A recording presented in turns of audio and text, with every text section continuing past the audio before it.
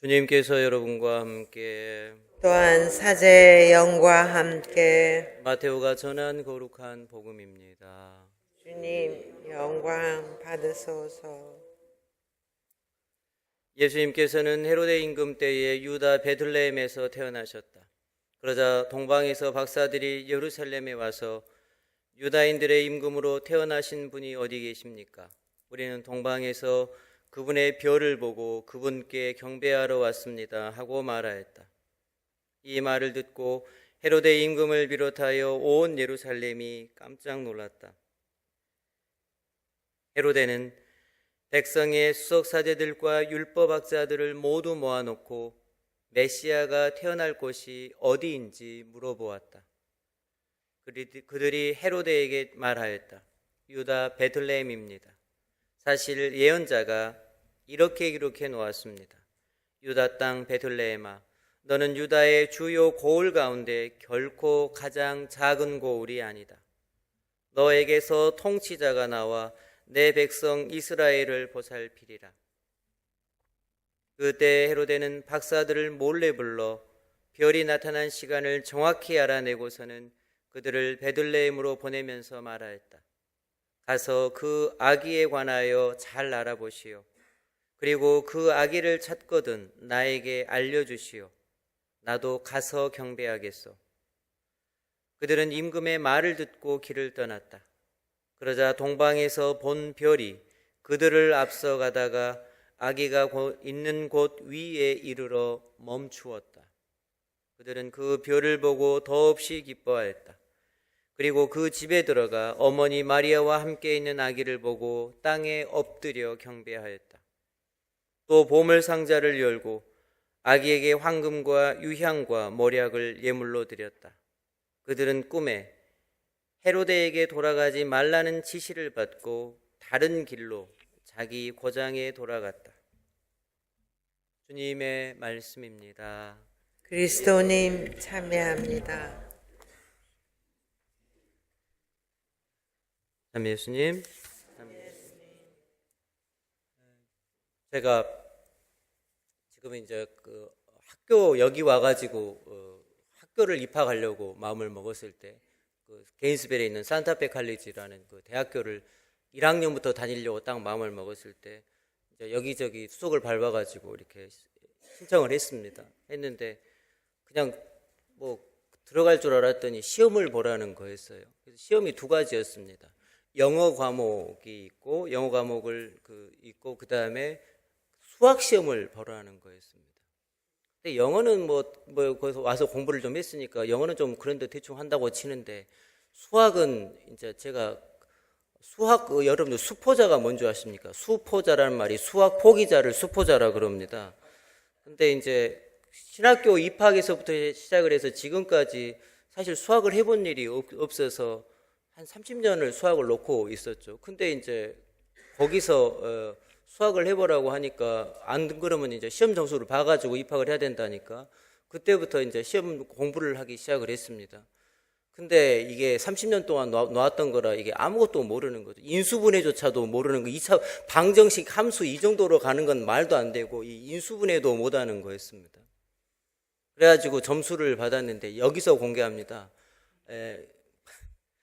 점수가 28점이 하나가 있었고 그 다음에 하나가 104점이 있었습니다. 근데 제가 지금 생각해 보면 100점 만점에 28점은 제가 이해를 하겠는데 왜 104점일까를 생각을 해보면 아마 만점이 1000점이 아니었을까라는 생각을 이제 합니다. 아무튼 그렇게 해서 수학을 거의 죽을 썼지만 아무튼 대학교 입학을 해서 이제 대충 다니고 있는데 거기서 이렇게 생각을 해보면 수학을 보면서 특별히 그런 생각을 다시 한번 하게 됐습니다. 아, 사람이 눈이 있다고 해서 다 볼 수 있는 게 아니구나라는 것을 수학 공식이 뭐가 뭔지를 몰라서 보면 그야말로 하얀 건 종이고 검정 건 글씨고 이 정도로나 알지 눈이 있어도 볼 수 있는 게 아니었다라는 걸 제가 다시 한번 그때 알게 됐습니다. 사람마다 보는 게 다르고 볼 수 있는 것도 다른 것 같습니다. 그 사람의 역량이나 그 사람의 처지나 그 사람이 무엇을 지향하느냐에 따라서 볼 수 있는 깊이가 다르고 시야의 폭이 다를 수밖에 없는 거죠. 악보나 수학 공식을 보더라도 그의 공부에 따라서 그 의미를 이해하는 수준이 다를 수밖에 없는 거죠.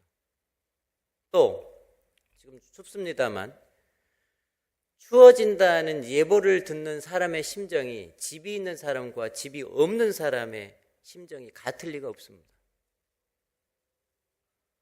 숙련된 고고학자들은 고대의 옛날 그 동전들을 별 어려움 없이 시대별로 이렇게 나열할 수 있다 그러면 시대별로 이렇게 나열해서 갈 수 있다 그럽니다. 다시 말해서 동전을 보고 난 다음에 이게 언제 거 동전인지 금방 안다는 거죠. 숙련된 감정사들도 미술이나 예술 감정사들도 그 예술품이 진짜인지 가짜인지를 보통 사람보다 훨씬 더 정확하게 분별할 수 있는 식견이 있는 거죠. 같은 눈을 가지고 있어도 어떤 사람은 볼 수 없고 눈을 뜨고 있어도 볼 수 없고 어떤 사람은 정확하게 볼 수 있는 겁니다. 그리고 볼 수 있는 사람들은 볼 수 없는 사람은 어디를 봐야 될지도 모르고 볼 수 있는 사람들 어디를 봐야 하는지도 아는 거죠. 보통 사람에게 없는 그 정도의 안목을 기르려면 도대체 얼마만큼의 공부와 경험이 필요할까를 상상해 보게 됩니다. 아마도 우리가 생각하는 것보다 훨씬 더 많은 노력과 시간이 필요할 겁니다. 그래도 이렇게 눈에 보이는 구체적인 대상, 악보나 또는 예술품이나 또는 수학 곡 기호나 이런 식의 구체적인 대상이 있는 경우에는 시간과 노력에 따라서 더 나아질 거라는 희망이라도 있습니다. 그런데 만일 하느님을 잘 눈에 보이지 않으실 것 같은 그 하느님을 과연 볼 수 있을까? 어떻게 알아볼 수 있을까? 여기에 대해서는 답이 별로 없는 거죠.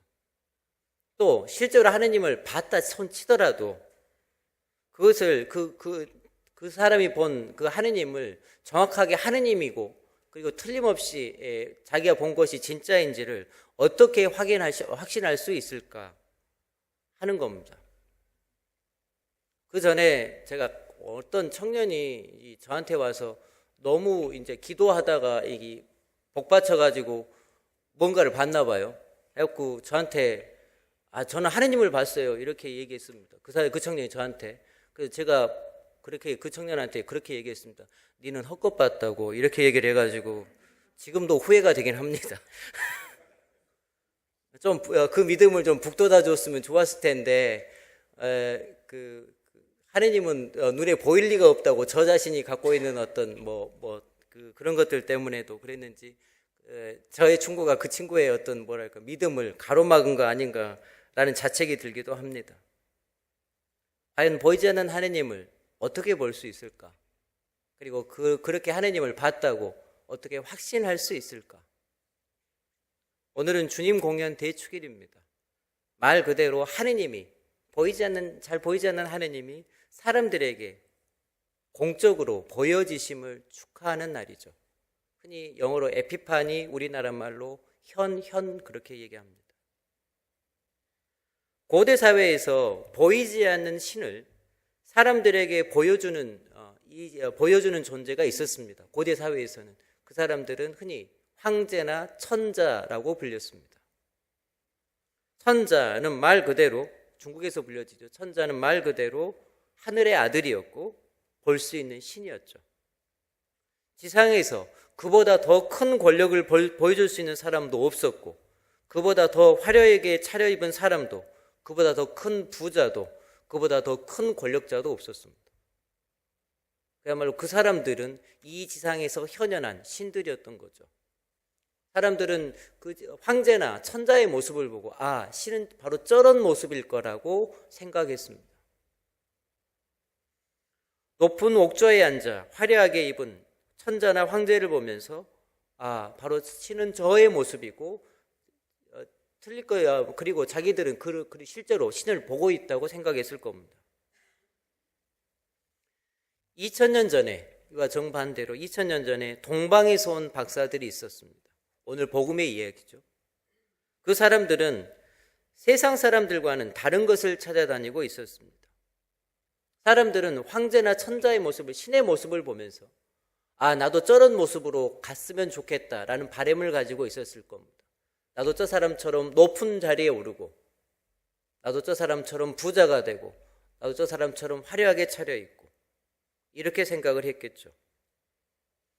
그래서 세상 사람들은 그 황제나 천자의 모습을 보면서 지금처럼 더 큰 재물이나 더 큰 권력을 찾아다니고 있었을 겁니다. 그리고 어쩌면 그것이, 그들 눈에는 그것이 그들이 볼 줄 아는 것의 전부였는지도 모릅니다. 하지만 동방박사들은 신을 찾아다녔으면서도, 하느님을 찾아다녔으면서도 전혀 반대 것을 향해서 두리번거리고 있었던 거죠. 유대인들의 임금님, 세상을 구원하시는 하느님이라고 불리는 존재였습니다. 그런데 그 임금은, 동방박사들이 찾아다니는 임금은 왕궁에서는 발견할 수가 없었습니다. 아마 그렇게 화려한 왕궁은 그 사람들이 찾아다니는 그 새로운 임금에 걸맞는 장소가 아니었을 겁니다. 또 화려한 옷을 걸치고 높은 지위를 자랑하는 대신들도 그 새 임금에 어울릴 만한 사람들도 아니었을 겁니다. 동방박사들이 찾아다녔던 그 새 임금은 왕궁이 아닌 그냥 평범한 집에 있었고, 그리고 동방박사들은 우여곡절 끝에 그분을 찾아내고 그분께 경배를 드립니다. 오늘 복음에서 이야기의 주인공은 아기 예수님뿐이 아니라 우여곡절 끝에 예수님을 찾아와 그분을 알아본 동방박사들인 거죠. 에자르트 샤퍼가 지은 넷째 왕의 전설이라는 이야기가 있습니다. 이 이야기는 아기 예수님을 찾아가서 경배한 사람이 모두 3명이 아니라 4번째 사람이 1명이 더 있었다라는 소설적 상상력에서 출발합니다. 이 사람은 동방박사 3사람과는 정반대로 아무 선물도 하지 못하고 그야말로 제때에 그 때를 놓쳐버린 그런 사람이었습니다. 소설 안에서 알타반이라는 이름을 가진 이 사람은 처음에는 다른 동방박사 3사람처럼 예수님께 드릴 보물을 들고 길을 떠납니다. 하지만 그 값비싼 보물들은 도중에 만난 가난한 사람들 그리고 어려운 사람들을 위해서 모두 그 값비싼 보물을 써버리게 됩니다. 빈 털터리가 되고 말죠. 급기야 계속 나눠주다가 배에서 노젓는 노예로 끌려가는 사람을 대신해서 자기가 그 사람을 대신해서 노예로 떠나가게 됩니다. 그래서 배를 타게 되죠. 그래서 30년 동안 노젓는 일을 하다가 겨우 배에서 내리게 됩니다. 그리고 내리고 난 다음에 30년이 지난 거죠. 그리고 내리고 난 다음에 십자가에 못 박혀 돌아가시는 예수님을 만난다는 내용이 바로 이 넷째 왕의 전설 이야기입니다. 가진 모든 것을 다 내려놓고서야 비로소 또한 동시에 가진 모든 것을 다 내려놓으신 예수님을 만난다는 내용이죠. 이 이야기는 예수님을 만나기 위해서 길을 떠났고 그리고 온갖 우여곡절 끝에 온갖 헤매임 끝에 예수님을 만나서 자기의 소중한 것을 드리게 되는 오늘 동방박사에 대한 이야기에 대한 이해를 폭넓게 해줍니다. 그 사람들은 관광상품을 통해서 예수님을 만난 거 아닌 거죠. 온갖 헤매임과 온갖 우여곡절을 통해서 겪으면서 예수님께 닿은 사람들인 겁니다. 어쩌면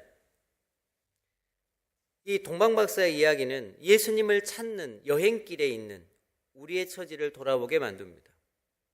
우리 또한 세례를 받음으로써 그분의 자녀가 되었고 그래서 아버지이신 그분을 찾아가는 기나긴 여행길을 시작하게 된 겁니다. 그 여행길은 아마도 평생에 걸친 먼 길이 될 거고 그리고 동방박사의 큰 별처럼 멀리서 비추는 희미한 별빛처럼 내 마음에도 그렇게 개날픈 믿음과 희망이 있을 뿐입니다. 확신이 있는 건 아니죠. 밤에만 보이고 낮에는 보이지도 않는 우리 삶에서도 그 믿음이 어느 때는 있다가 어느 때는 사라지기도 하죠. 하늘은 그분의 탄생을 알리는 별빛이라도 하늘엔 떠 있지만 내가 걸어가야 되는 이 지상의 길은 내 길을 가로막는 장애물이 있고 내 눈을 멀게 하고 현혹하는 일들이 생겨나고 또 심지어 나를 이용하고 속이려 드는 사람들도 있습니다. 그런 장애물들을 겪어가면서 예수님께 다가갑니다. 이러한 어려움들을 이겨내고 과연 우리가 아기 예수님을 만날 수 있기나 한 걸까? 그리고 그 과정에서 그분께 드릴 가장 소중한 보물을 내가 잃지 않고 소중하게 간직할 수 있을까? 이런 의문이 들 수밖에 없습니다. 집을 떠나 온갖 수고로움을 다 겪고 내가 갖고 있는 가장 소중한 것을 그분께 내어드리고 얻는 것도 없이 집으로 돌아오는 그 여행길을 굳이 떠날 필요가 있을까 하는 생각도 듭니다. 동방 박사가 길을 떠난 이유는 단 하나였습니다. 그저 예수님을 만나는 거였습니다. 하느님을 보고 싶다는 그 바람 하나였죠. 오늘 본 기도의 내용도 그렇죠. 하느님을 보게 해달라는 기도였습니다. 과연 우리가 그분을 만날 수 있을까? 그 바람을 이루어갈 수 있을까? 동방 박사들은 그 하느님을 보는 것이 유일한 바람이었고 아마 그 예수님을 만남으로써 그 전에는 결코 가질 수 없었던 것, 새로운 세상에 대한 희망, 그리고 그분이 내 삶에서 이루어 주시는 구원에 대한 믿음을 더 확실하게 간직할 수 있었을 겁니다. 욥기에서 욥은 자기를 구원해 주시는 하느님을 정말 뵙고야 말리라 라고 하는 강한 열망을 다음과 같이 19장에서 고백합니다. 나는 알고 있다네 나의 구원자께서 살아계심을 그분께서는 마침내 먼지 위에서 일어서시리라. 내 살같이 이토록 벗겨진 뒤에라도 이 내 몸으로 나는 하느님을 보리라. 내가 기어이 뵙고자 하는 분, 내 눈은 다른 이가 아니라 바로 그분을 보리라. 우리는 사실 눈에 보이는 것조차도 제가 아까쯤에 말씀드린 수학이나 미술처럼 눈에 보이는 것조차도 그 뜻과 의미를 잘 모르고 다른 사람의 도움을 받아서야 비로소 그것을 알아차릴 때가 많습니다.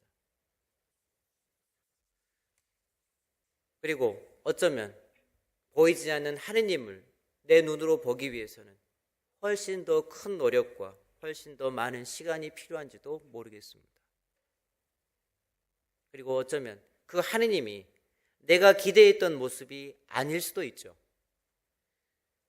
동방 박사들은 그분을 만나러 맨 처음에 왕궁을 찾아갔습니다.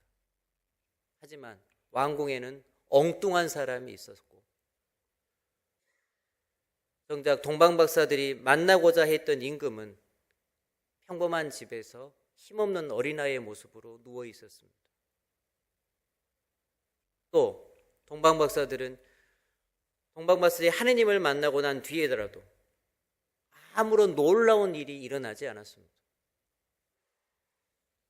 우리도 동방 박사들처럼 하느님을 만나더라도 별다른 기적이 일어나지도 않고 동방 박사들처럼 여행이 떠나기 전에 제 자리로 돌아가는 것이 해야 할 일의 전부일지도 모릅니다. 만나고 나서 아무 일 일어나지 않고 그분께 인사드리고 다시 내 삶의 자리로 돌아가는 것이 내가 할 수 있는 전부인지도 모르겠습니다. 그럼에도 불구하고 우리는 하느님을 만나고 싶습니다. 하느님을 보고 싶습니다. 어쩌면 하느님을 눈으로 본 사람의 삶과 그렇지 않은 사람의 삶은 다를 수밖에 없기 때문입니다. 자기의 알을 깨고 나와서 날개를 펼쳐 하늘을 날아본 새와 그 알을 깨지도 못하고 자기의 틀 속에 갇혀 갇혀서 사는 아래에 있는 삶이 다를 수밖에 없듯이 그렇습니다. 우리도 동방바스들처럼 우리에게 오신 그분을 한 번이라도 만나보고 싶다는 열망을 품고 살기를 바랍니다. 그리고 그 희망을 포기하지 않기를 바랍니다. 내 눈을 유혹하는 현란한 빛들이 참으로 많은 세상입니다. 그 현란한 빛들 가운데서 내가 따라 나서야 될 빛이, 별빛이 무엇인지를 우리가 식별해내고 그리고 그 길의 끝에서 그분을 꼭 뵐 수 있기를 바랍니다. 그 길이 쉽거나 편하지 않을 수 있습니다.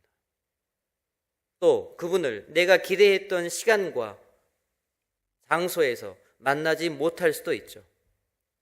하지만 우리가 포기하지 않는다면, 그리고 우리가 준비되어 있다면 그분은 우리 앞에, 오늘 동방박사들의 모습 앞에서처럼 우리 앞에 당신의 얼굴을 우리 앞에 드러내 보이실 겁니다. 그리고 우리는 내가 기대하지 않은 모습으로 오시는 그분을 꼭 알아차릴 수 있을 겁니다. 그 때를 기다리면서 그분을 알아볼 수 있는 눈을 키우고 우리를 인도하시는 그분께 의탁하는 믿음을 키워갈 수 있기를 바랍니다. 아멘.